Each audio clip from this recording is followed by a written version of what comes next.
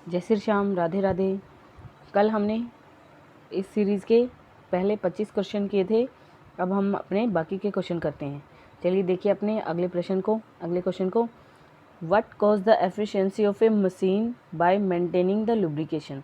यानी कि इसने क्या कहा है, जब हम किसी भी मशीनरी पार्ट के अंदर लुब्रिकेशन सिस्टम अप्लाई करते हैं तो उसका क्या इफ़ेक्ट होता है। तो आपको पता है लुब्रिकेशन किसके लिए किया जाता है, ताकि हम उसके अंदर हो रहे फ्रिक्शन को कम कर सकें और उसकी एफिशिएंसी को बढ़ा सकें।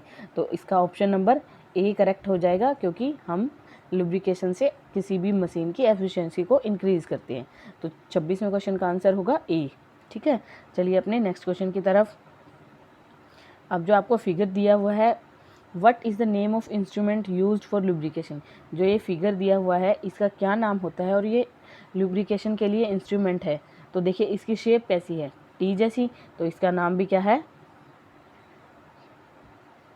T handle pressure gun. यानी कि आपका ऑप्शन नंबर सी करेक्ट हो जाएगा। ठीक है भाई, तो चलिए अपने नेक्स्ट क्वेश्चन की तरफ। 27 का तो आपका आंसर सी हो गया। तो अब अपने 28 क्वेश्चन पर चलते हैं। Which principle of lubrication can be employed. अब हम कौन से प्रिंसिपल को फॉलो करते हैं लुब्रिकेशन के, तो वो होता है आपका gravity feed system. Gravity feed system आपका ऑप्शन नंबर सी करेक्ट हो जाएगा 28वें का। तो कौन सा प्रिंसिपल यूज़ होता है, ग्रेविटी फीड सिस्टम। ओके, चलिए अपने नेक्स्ट क्वेश्चन की तरफ, जो कि है question number 29। Which way of the coolant act as a lubricant. जो कूलेंट होता है उसकी कौन सा तरीका लुब्रिकेंट का काम करता है, to carry away the heat. जो कूलेंट होता है, यानी कि किसी भी बॉडी को कूलेंट का क्या काम होता है, उसको कूल करना। और कोई भी बॉडी कूल कब होती है, जब उसके आसपास से आप हीट को अवे कर देते हो, यानी कि हीट को वहाँ से हटा देते हो। तो आपका ऑप्शन नंबर कौन सा करेक्ट हो जाएगा इसमें, ऑप्शन नंबर बी करेक्ट हो जाएगा, to carry away the heat. ठीक है, अब चलिए अपने क्वेश्चन नंबर 30 की तरफ। अब आपको 30 क्वेश्चन में क्या कहा गया, what is the force required to move a body of mass 1000 kg if the coefficient of friction is 0.4। ठीक है, अब आपको दिया गया है जो कोफिशिएंट ऑफ फ्रिक्शन है वो कितना है, 0.4। कितना है, 0.4। तो आपने एक रिलेशन पढ़ा था कल, F is equal to mu into में R और is equal to mu into में W। W क्या है, वेट ऑफ बॉडी, R क्या है, नॉर्मल रिएक्शन। ठीक है, तो अब यहाँ आपको क्या दिया गया है, म्यू की वैल्यू दी गई है और W की आपको F निकालना है। तो चुपचाप से अपनी वैल्यू रख दीजिए। तो आपका F क्या हो जाएगा यहाँ से, 1000 मल्टीप्लाई बाय 0.4। ये किसके इक्वल हो जाएगा आपका, 400। ठीक है भाई, 400 kg हो जाएगा ये, क्योंकि आपका वेट किस में गिवन है, kg में गिवन है। अब फोर्स की ये वैल्यू आ गई, तो आपको पता है यहाँ से देखिए 1 kg is equal to 10 newton. तो यहाँ से आप एम्प्लाइज करोगे, अगर फोर्स को न्यूटन में बदलोगे तो अगर 1 किलोग्राम में 10 न्यूटन होते हैं तो 400 में कितने होंगे, 400 गुना में 10, यानी कि 4000 न्यूटन। तो आपका कौन सा ऑप्शन करेक्ट हो जाएगा, ए ऑप्शन आपका करेक्ट आंसर हो जाएगा, 4000 न्यूटन। तो ऑप्शन नंबर ए आपका करेक्ट होगा। ठीक है भाई, चलिए अपने बढ़ते हैं अगले क्वेश्चन की तरफ, जो कि आपका 31 क्वेश्चन है। अब देखिए 31 क्वेश्चन में आपको क्या बोला है, what is the coefficient of friction if force of friction is 30 newton is required to move the body of mass 35 kg। अब यहाँ से देखिए बॉडी का मास दिया है आपको और फोर्स दिया है। पहले देखिए फोर्स तो आपको दिया है 30 न्यूटन और मास ऑफ बॉडी कितना दिया है, 35 kg। पहले तो हम इसको kg से किस में बदल लेते हैं, न्यूटन में, जो किसके इक्वल हो जाएगा, 35 मल्टीप्लाई बाय 10 न्यूटन, क्योंकि 1 किलोग्राम में 10 न्यूटन होंगे तो 35 में कितने होंगे, 35 मल्टीप्लाई बाय 10, यानी कि मास कितना हो गया भाई, 350 न्यूटन्स। अब कोफिशिएंट ऑफ फ्रिक्शन क्या होता है, mu is equal to F upon में W। जो ये मास है आपका, ये क्या है, W है। ठीक है, तो अब देखिए फोर्स कितना है 30 और W कितना है आपका 350। तो आपका आंसर क्या आएगा, यहाँ से जो कोफिशिएंट की वैल्यू है वो क्या होगी आपकी 30 अपॉन 350। 0 से 0 कैंसिल, जब 3 को आप 35 से डिवाइड करोगे तो आपके पास आंसर क्या आएगा, 0.0857। तो ये आपका क्या होगा आंसर, और ये जो है ये है ऑप्शन नंबर सी। रिवीजन करके देख लेना, यही आंसर आएगा 0.0857। तो आपका कोफिशिएंट ऑफ फ्रिक्शन क्या हो गया 0.0857। ठीक है भाई, चलिए अपने नेक्स्ट क्वेश्चन की तरफ चलते हैं। Question number 32। अब 32 क्वेश्चन क्या है, how much force is required to move a object of weight 20 kg if the value of m, यानी कि जो ये m है ये आपका कोफिशिएंट ऑफ फ्रिक्शन है, आपको फोर्स निकालना है। Force is equal to mu यानी कि 0.24 multiply by weight of body that is 20। जब आप 0.24 को 20 से मल्टीप्लाई करते हो तो आपके पास क्या आएगा 4.8 किलोग्राम। तो आपका ऑप्शन नंबर ए करेक्ट हो जाएगा। ठीक है भाई, तो आपका ऑप्शन नंबर ए करेक्ट है, यानी कि कितना फोर्स होगा 4.8 किलोग्राम। चलिए बढ़ते अपने नेक्स्ट क्वेश्चन की तरफ, जो कि आपका क्वेश्चन नंबर 33। अब क्वेश्चन नंबर 33 में क्या बोला है, what is weight of an object could be moved by force 30 kilogram if the coefficient of friction is this. अब यहाँ आपको क्या दिया गया है, आपको दिया गया है फोर्स जो कितना है 30 किलोग्राम, और आपको दिया गया है म्यू जो क्या है आपका 0.0125। आपको क्या निकालना है, डब्लू निकालना है। तो आपको पता है F is equal to mu into W. W अगर निकालना है तो ये म्यू इधर मल्टीप्लाई में है तो डिवाइड में चला जाएगा, यानी कि हमें F को म्यू से डिवाइड करना है ताकि हम अपना वेट निकाल सके, डब्लू निकाल सके। तो F की भी वैल्यू गिवन है और म्यू की भी वैल्यू गिवन है, तो डब्लू की वैल्यू क्या हो जाएगी,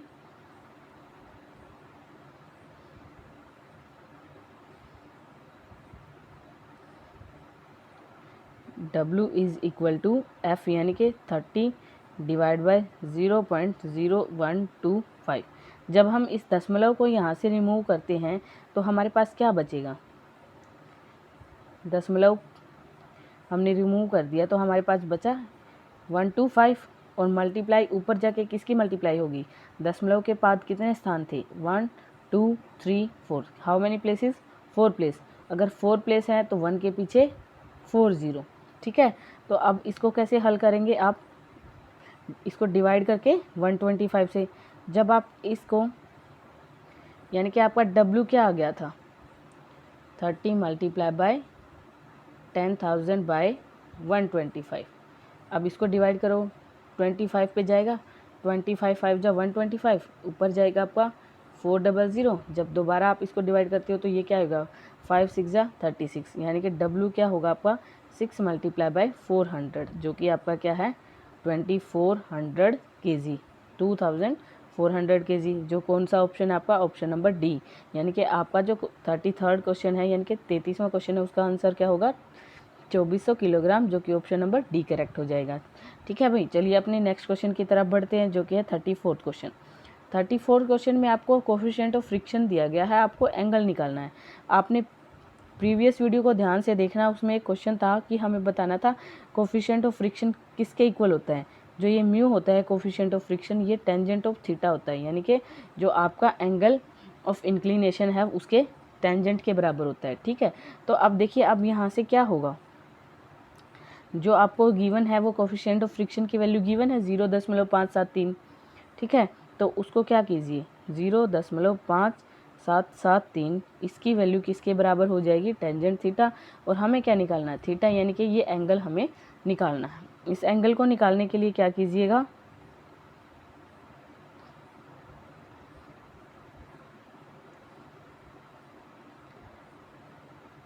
जीरो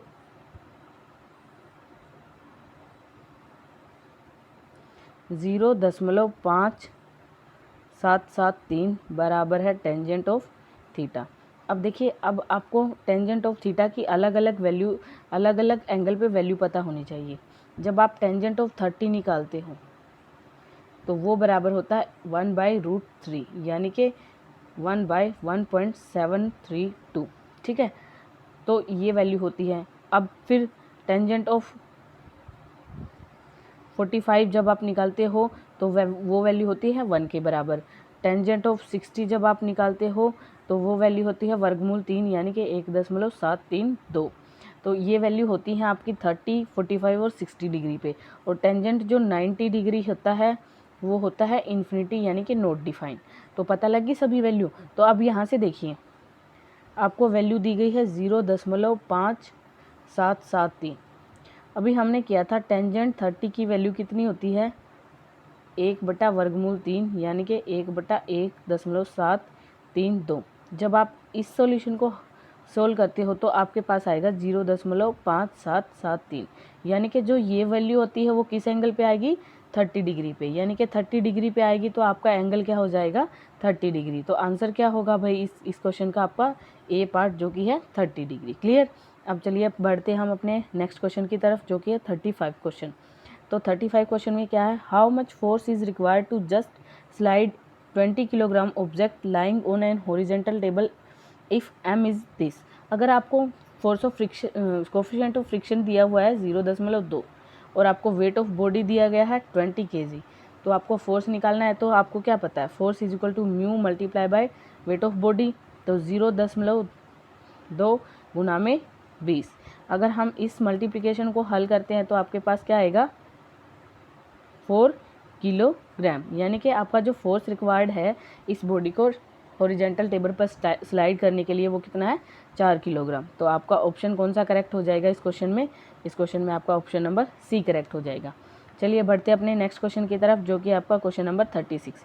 अब 36 क्वेश्चन में क्या दिया गया है, what is force required to move a 20 kilogram body. अब देखिए बॉडी का वेट उतना ही है, बस फ़र्क क्या है इन्होंने आपके कोफिशिएंट ऑफ फ्रिक्शन को बदल दिया है। ठीक है, तो अब देखिए वही बात है, force of friction is equal to mu into में वेट ऑफ बॉडी, ये आपका है 0.24 मल्टीप्लाई बाय 20। जब इस मल्टीप्लिकेशन को आप सोल्व करते हो तो आपके पास आएगा 4.8 kg। तो यानी कि इस क्वेश्चन का आंसर क्या हो जाएगा आपका ऑप्शन नंबर ए। तो आपका ऑप्शन नंबर ए करेक्ट है। ठीक है भाई, तो चलिए बढ़ते अपने नेक्स्ट क्वेश्चन की तरफ।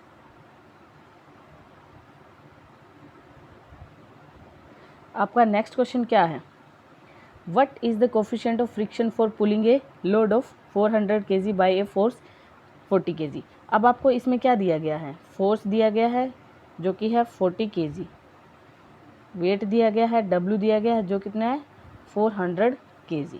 आपको निकालना क्या है, आपको यहाँ म्यू की वैल्यू फाइंड आउट करनी है, यानी कि coefficient of friction find out करना है। और कोफिशिएंट ऑफ फ्रिक्शन क्या होता है फोर्स अपॉन में W। अगर हम ऐसा करके निकालते हैं फोर्स अपॉन W करके निकालते हैं तो आपके पास क्या आएगा, कोफिशिएंट ऑफ फ्रिक्शन की वैल्यू क्या आएगी भाई, फोर्स की वैल्यू ऊपर चुपचाप से रख दीजिए जो कितनी है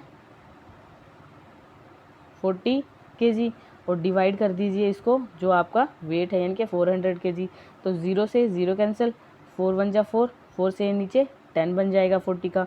तो यहाँ से वैल्यू क्या आएगी आपकी फोर्स ऑफ फ्रिक्शन की, सॉरी कोफिशिएंट ऑफ फ्रिक्शन की 1/10 यानी कि 0.1। तो कोफिशिएंट ऑफ फ्रिक्शन की वैल्यू क्या है 0.1, जो कि आपका ऑप्शन नंबर कौन सा करेक्ट हो जाएगा, ऑप्शन नंबर सी करेक्ट हो जाएगा। तो आपके 37 क्वेश्चन का आंसर क्या है, ऑप्शन नंबर सी।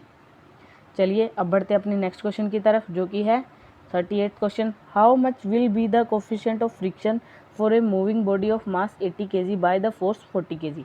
अब आपको अगेन वही दिया गया है, वेट दिया गया है 80 kg, फोर्स दिया गया है 40 kg। आपको निकालना क्या है, म्यू निकालना है जो किसके इक्वल आएगा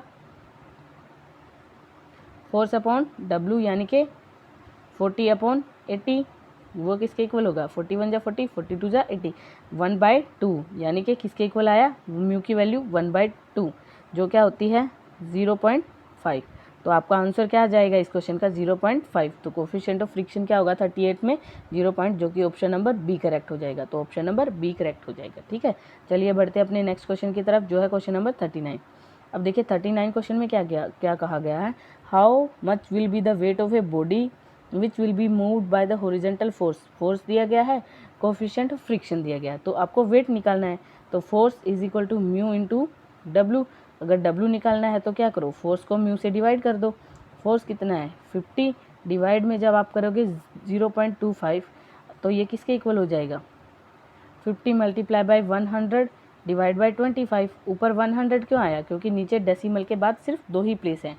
ठीक है, तो 25 1 जा 25, 25 2 जा 50, तो 2 मल्टीप्लाई बाय 100 यानी कि 200। तो आपके 39 क्वेश्चन का कौन सा ऑप्शन करेक्ट होगा? बी पार्ट, यानी कि 200 kg। तो ये आपका ऑप्शन नंबर बी करेक्ट हो जाएगा। नाउ अब बढ़ते अपने नेक्स्ट क्वेश्चन की तरफ, जो कि है 40 क्वेश्चन। तो क्वेश्चन नंबर 40, यहाँ पे भी हमें क्या निकालना है? एंगल निकालना है। हमें कोफिशिएंट ऑफ फ्रिक्शन गिवन है। कोफिशिएंट ऑफ फ्रिक्शन म्यू क्या होता है? Tangent of theta. ठीक है, तो वैल्यू कितनी दी गई है हमें? 0.84, जो किसके बराबर है? टेंजेंट थीटा के। अभी मैंने आपको टेंजेंट की अलग अलग एंगल पे वैल्यू बताई थी क्या क्या होंगी। ठीक है भाई, तो अलग अलग एंगल पे जो वैल्यू होंगी उनके अकॉर्डिंग आपका जो एंगल आएगा वो क्या होगा भाई? मैंने आपको बताया था टेंजेंट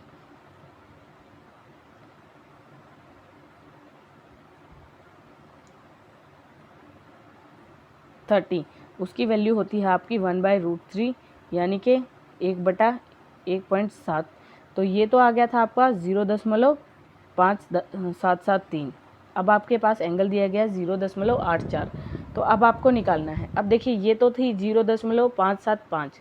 अब देखिए जो एंगल होता है आपका 45 पे, वहाँ वैल्यू बढ़ के क्या हो जाती है 1। यानी कि देखिए जो आपकी एंगल की वैल्यू गिवन है आपको वो 0.84 है।